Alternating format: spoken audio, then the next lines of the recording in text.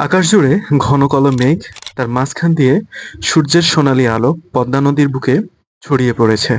নদীর পানিতে সে আলোর প্রতিফলন পুরো দৃশ্যটিকে আরো নান্দনিক করে তুলেছে। অনেক মানুষ নদীর তীরে দাঁড়িয়ে এই অপূর্ব মুহূর্তটি উপভোগ করছে। কেউ ছবি তুলছে, কেউ ভিডিও করছে, আবার কেউ প্রকৃতির সৌন্দর্যে মুগ্ধ হয়ে নীরবে তাকিয়ে আছে। আজ আমরা দাঁড়িয়ে আছি রাজশাহীর অন্যতম জনপ্রিয় দর্শনীয় স্থান টিবাতে। বর্ষার এই বিকেলে প্রকৃতি যেন নিজের সব সৌন্দর্য একসঙ্গে মেলে ধরেছে। আকাশ জুড়ে কালো মেঘের বিশাল চাদর, আর সেই মেঘের ফাঁক গলে সূর্যের সোনালী রশ্মি সরাসরি পদ্মা নদীর বুকে এসে পড়েছে। মনে হচ্ছে যেন আকাশ আর নদীর মাঝে আলোর একটা সেতু তৈরি হয়েছে। হালকা বাতাসে নদীর ঢেউগুলো ধীরে ধীরে এসে আছড়ে পড়ছে। দূরে বৃষ্টি দেখা যাচ্ছে, আর এদিকে সূর্যের আলো। প্রকৃতির এই বিরল মিলন চোখে না দেখলে বিশ্বাস করা কঠিন। প্রতিটি মুহূর্তে আকাশের রং বদলে যাচ্ছে, আর সেই সঙ্গে বদলে যাচ্ছে নদীরও রূপ।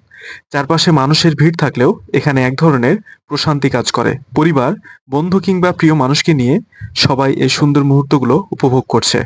কেউ স্মৃতি ধরে রাখছে ক্যামেরায়, কেউ আবার প্রকৃতির নীরব ভাষা অনুভব করছে নিজের মতো করে। বর্ষাকালে রাজশাহী টি-বাঁধ শুধু একটা বেড়ানোর জায়গা নয়, এটি প্রকৃতি প্রেমীর জন্য এক স্বর্গ। যদি কখনো রাজশাহীতে আসেন, তাহলে বিকেলের এই সময়ে টি-বাঁধে একবার অবশ্যই ঘুরে যাবেন। হয়তোবা আপনারও মনে হবে প্রকৃতির সবচেয়ে সুন্দর ছবিগুলোর একটি আজ আপনার চোখের সামনে আঁকা হচ্ছে।